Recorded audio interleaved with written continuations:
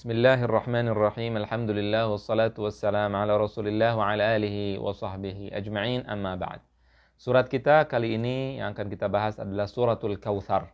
Al-Kautsar di sini diartikan sungai di surga. Ya. Kemudian Allah berfirman, Bismillahirrahmanirrahim, Inna a'tayna kal kautsar. Sesungguhnya kami telah memberikan kepadamu sebuah sungai di surga.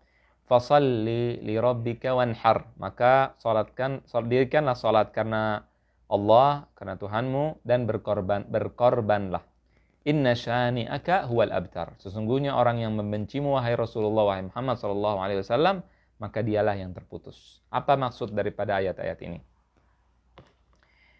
Yang pertama adalah Allah berfirman, Inna a'tainakal kautsar, sesungguhnya kami memberikan kepadamu wahai Rasulullah, wahai Muhammad sallallahu alaihi wasallam, Al-Kautsar. Apa artinya Al-Kautsar?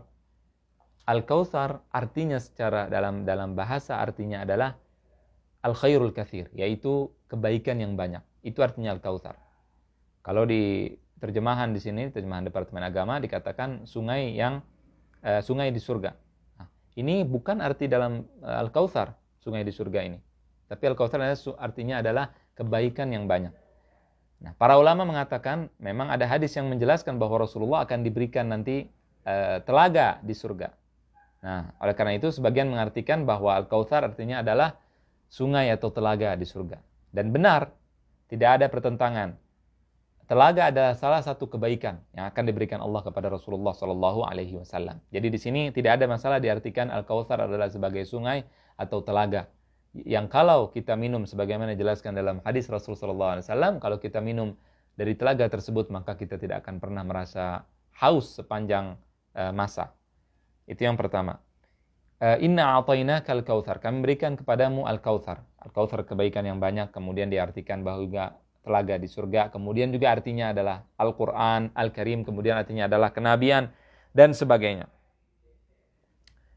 Kemudian juga diartikan artinya diantara artinya adalah Al-Quran yang diberikan kepada Rasulullah SAW. Semua termasuk daripada kebaikan yang banyak. Jadi tidak ada pertentangan. Khilaf tanawu'. Kemudian Allah berfirman, Fasalli li rabbika wanhar. Kemudian salatlah.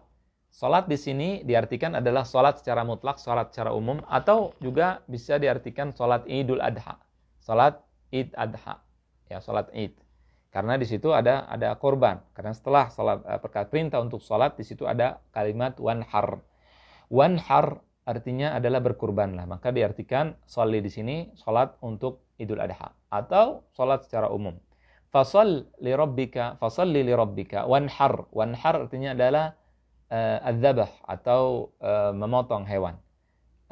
Cara memotong hewan, kalau memotong kambing, kita memotong seperti biasa, kita taruh pisau di leher kambing, kemudian kita potong seperti ini, kita putus 3 uratnya.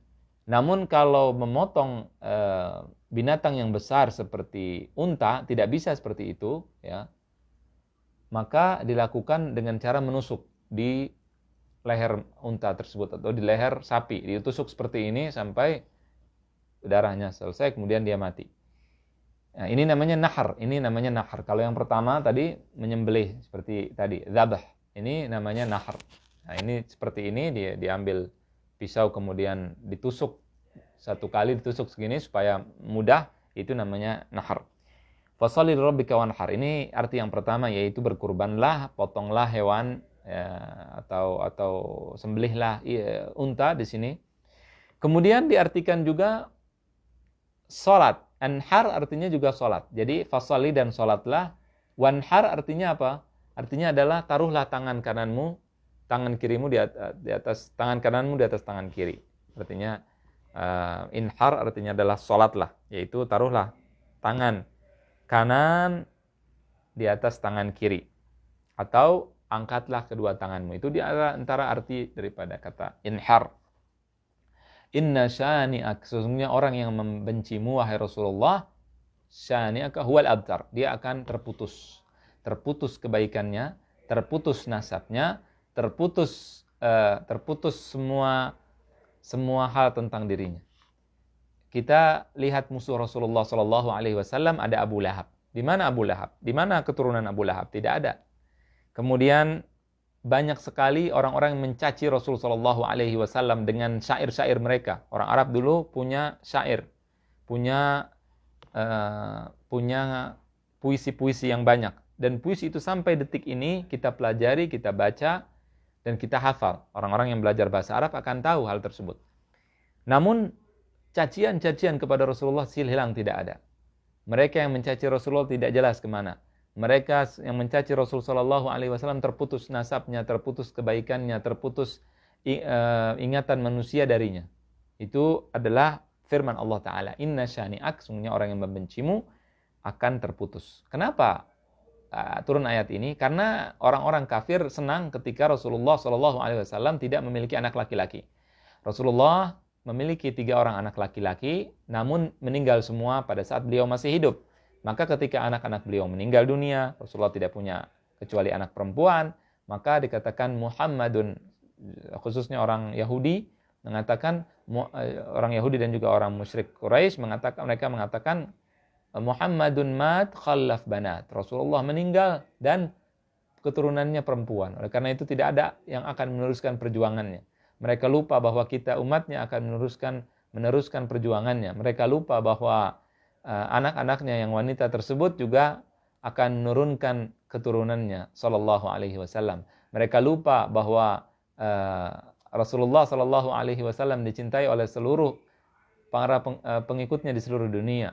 Mereka pikir bahwa ketika Rasulullah tidak punya anak laki-laki, maka selesai sudah sejarah Nabi sallallahu alaihi wasallam, selesai sudah dakwah Nabi sallallahu alaihi wasallam, selesai sudah ajaran-ajaran Rasul sallallahu alaihi wasallam. Tapi ternyata yang selesai bukan Nabi kita alaihi salatu wassalam, tapi yang selesai adalah mereka. Maka ini adalah risalah.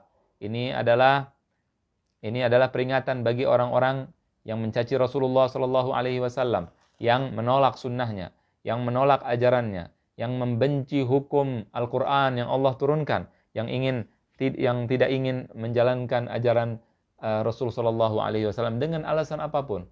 Maka di sini Rasulullah sallallahu alaihi wasallam mengatakan inna syani'aka huwal abtar.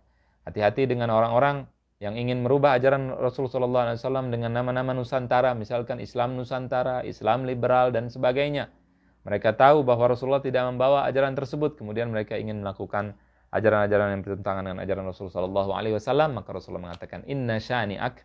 Maka Allah mengatakan inna syani'aka huwal abtar, sungguhnya orang yang membencimu, maka dia akan terputus kebaikannya, akan terputus nasabnya, akan terputus sejarahnya. Itu adalah firman Allah Azza wa Jal. Yang ingin percaya silahkan, yang tidak percaya maka dia akan menanggung resiko dan akibatnya. Allahu a'lam, sallallahu wasallam wa barak ala nabiyina Muhammad wa ala alihi wa sahbihi ajma'in.